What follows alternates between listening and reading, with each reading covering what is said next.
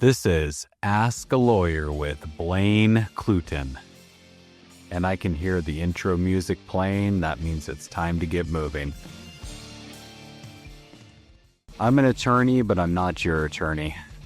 If you have questions at the end of this episode, please talk to an attorney. This is a good barometer. It's a good starting point. It's a good general compass, but it's not an end point in your quest for legal knowledge. If you like this show, please look through the rest of our shows and share it with others. The topic today is, how do I file criminal charges? And this is going to break down into a couple of different ways. The first I'm going to talk about is what it means to be a complaining witness or a prosecutor in this process. What is prosecution? Issues with cases. And then I'm going to sum up with a summary at the end. So first of all, how do I file criminal charges? And we can take any different type of criminal hypothetical that you can almost think of, any case involving a victim, from assault to bad driving where you've been hit by another reckless driver, just about any scenario that you might encounter in a criminal case, all the way up to the really bad and nasty crimes. And you're a victim in that type of case, and what are you doing initially? Well, the first thing that I hope you're doing is you call the police and become a complaining witness, or a complaining victim in this case. So the police will come out, they'll take your statement, they'll gather any evidence, whether it's physical evidence, statements, that could also include videos, DNA, all the regular stuff that you might think of. Depending on what type of crime was committed, they're going to gather evidence for that type of crime based on their protocol and procedure. So you're now a complaining victim, and they ask you if you're willing to press charges. And you say, yes, I'm willing to be a complaining victim. I'll testify if it has to go to grand jury or trial. Once you've done that, in some instances, depending on the crime and depending on what state you're in, the police will then go and issue a citation to the defendant or the suspect. Initially, they're the suspect until the charges are filed. Once served with that citation, the police would then take a copy of that citation and give it to the prosecutor to review for actual charging. And the case doesn't actually kick off or commence until the prosecutor files that criminal charge with the court. In order to do that, the prosecutor has to believe that there's probable cause in Oregon to file the charges. Otherwise, it's a malicious prosecution. And although it's a probable cause standard for that filing, when a prosecutor is reviewing that charging instrument, what they're really looking at is, can I prove this case beyond a reasonable doubt? And I think that this is a good segue, now that we've just touched on briefly that obviously the first way to file a criminal case is to be a complaining victim. Ultimately, the prosecutor is going to decide whether those charges go forward. So let's talk about what is prosecution. Now, I was a prosecutor for a long time. I can't even count at this point. It was over 8 years that I was involved with prosecution, and I was involved with over 5,000 cases. I've reviewed at least 3,500 cases for charging, and not every case that I came across got filed on. Just because a case comes across my desk and I review it doesn't automatically mean that I'm going to file that case with the court. So let's talk a bit about my process, which I don't think that my process was all that unique. Although different prosecutors have different methods for how they review a case, my lens that I looked at it through was a trial lens. So when I file cases, I would only file it if I thought that I could prove the case beyond a reasonable doubt and that the interests of justice demanded that I needed to file that charge with the court. So what I was looking for in that criminal case was, do I have the elements to prove the crime? So Every crime has a set of elements that are necessary to prove the case. And in law school, what we learn about initially is that every case has a mental state and then an act. And we call that the mens rea and the actus reus. And mens rea is Latin, and it basically boils down to mental state. And there's different types of mental states that you can have. But generally what we're talking about is intentionally, knowingly, recklessly, or with criminal negligence. And a lot of the law in Oregon is either intentionally or knowingly. There are certainly things that can be done recklessly, certain crimes that can be done with a reckless state of mind. But intentionally means that obviously it was done on purpose. Knowingly means with an awareness of the surrounding circumstances. And then recklessly, obviously that's a lower burden of proof for the state of mind. And generally it's easier to prove the reckless state of mind. And so you have things like reckless driving, you have disorderly conduct that can be done recklessly. And oftentimes in those reckless cases, what you have is usually some sort of intoxicants can be involved. And whereas intoxicants might impede or impair your ability to have an intentional state of mind, they often do not impede your ability to have a reckless state of mind. Let's move on to the actus reus, or the act itself, which just means that the person that had the mental state was the same person that actually did the physical act, the physical action that was required. Almost always we have an incident date. As I'm thinking, I think that every crime has an incident date, and we'll say on or about this particular incident date.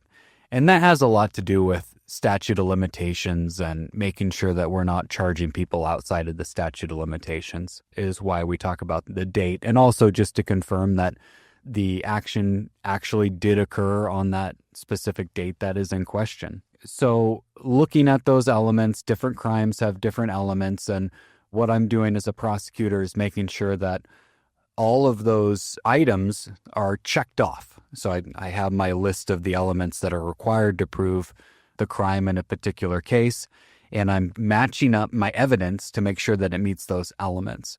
Once I am certain that I have that evidence to meet all of those elements, then I know I can prove the case beyond a reasonable doubt at that point. If I'm lacking evidence and I still think that this is a crime, but one of my elements is missing, then what I might do at that point is request the investigator to do some sort of follow-up. And the follow-up could be talking to additional witnesses. It could be gathering physical evidence. It could be capturing additional videos or photographs.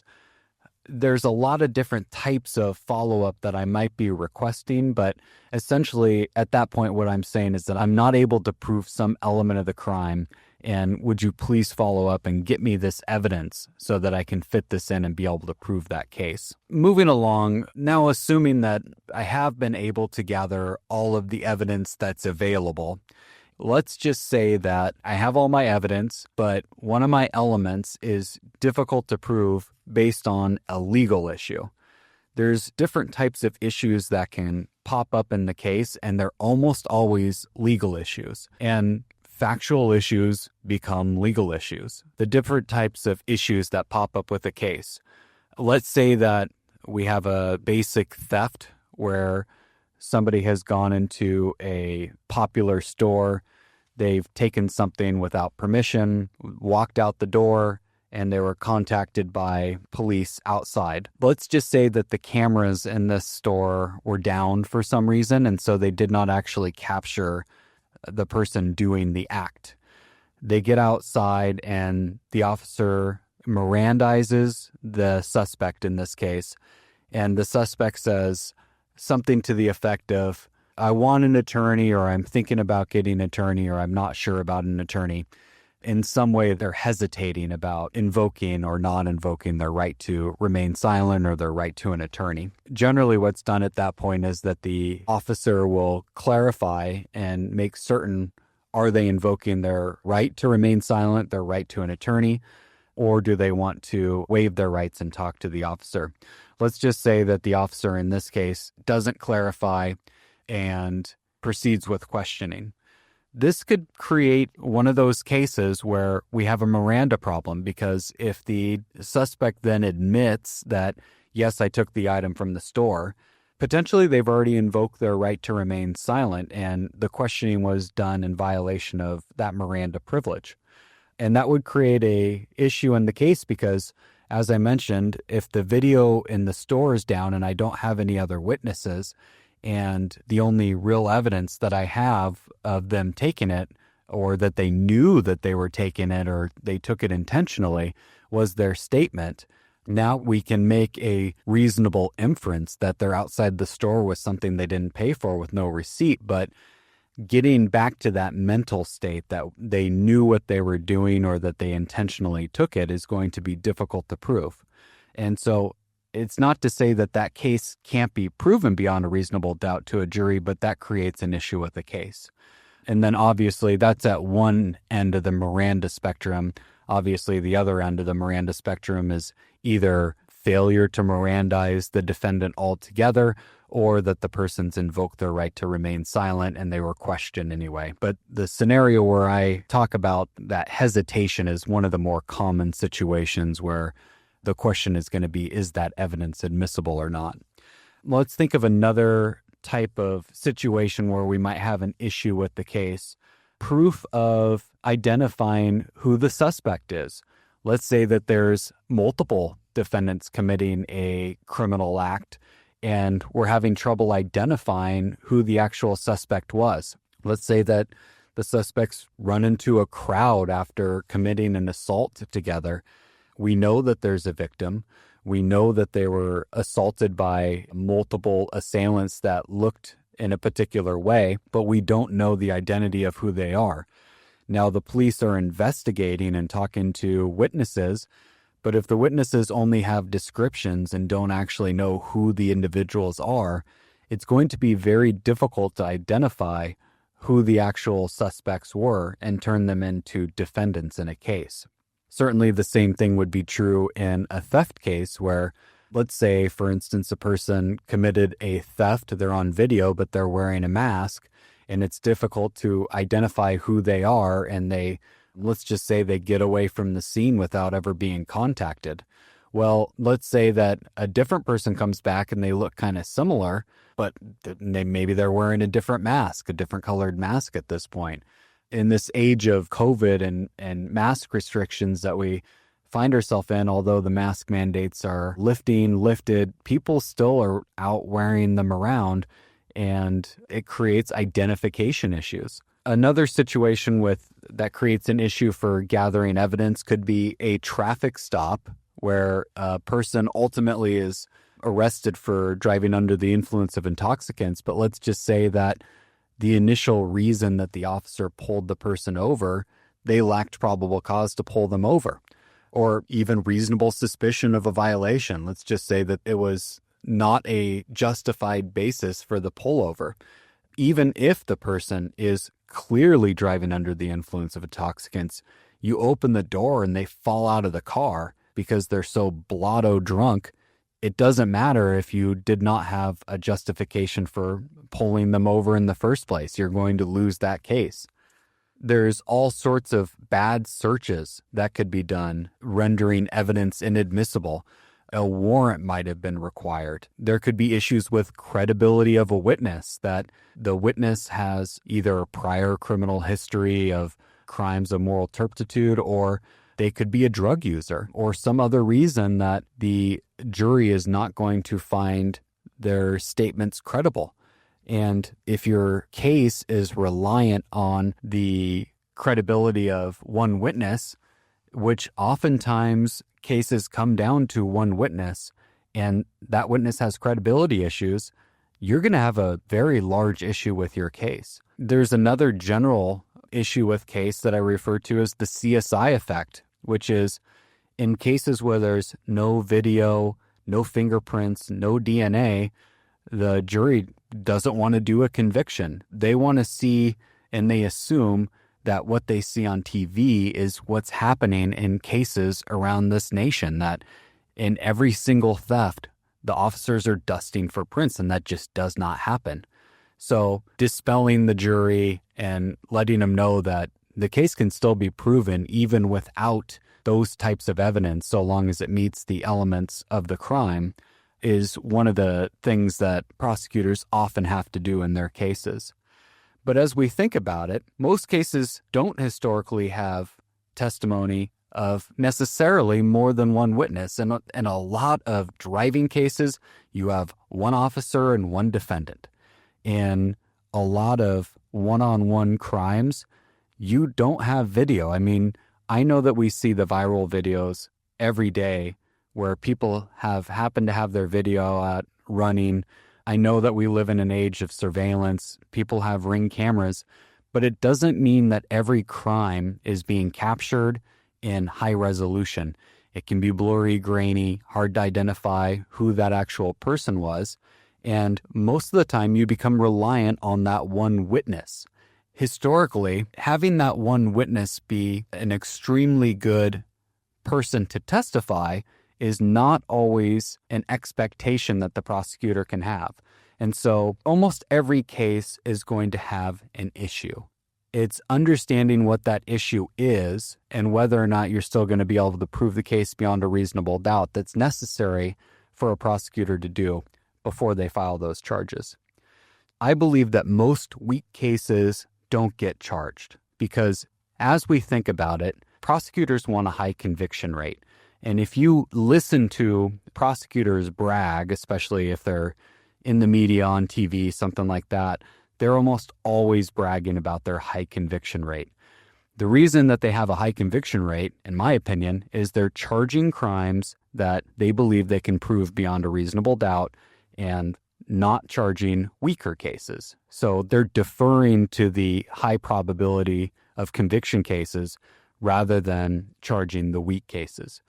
I know that people will disagree with that statement. Maybe even they've experienced cases where they felt like they were prosecuted unfairly. But this is my experience and my process when I was a prosecutor. I'm not speaking to anybody else's experience other than my own. I only filed the charges that I thought were strong. And I also only filed charges when I thought it was in the interests of justice. Although my conviction rate wasn't perfect, I certainly lost some cases. I wasn't afraid to try the tough cases. And when I tried a tough case, it's because I thought it was the right thing to do. There was certainly an issue with the case, but I felt that either I could overcome that issue or it was necessary to prosecute that case for the victim's rights. The reason why you become a prosecutor generally, in my opinion, is not to malign people. It's to uphold those interests of justice and to serve a greater good. Again, I want to thank you for joining me in this episode. And if you like this, please share it. As I said at the top of the show, I really do appreciate those that are sharing it. Our downloads continue to increase every single week, and I love seeing us climbing up the charts, but I can't do it without your help, without sharing it out to everybody else. So please keep doing that. So until next time, this is Ask a Lawyer with Blaine Cluton. Thanks for joining us. This podcast is adjourned.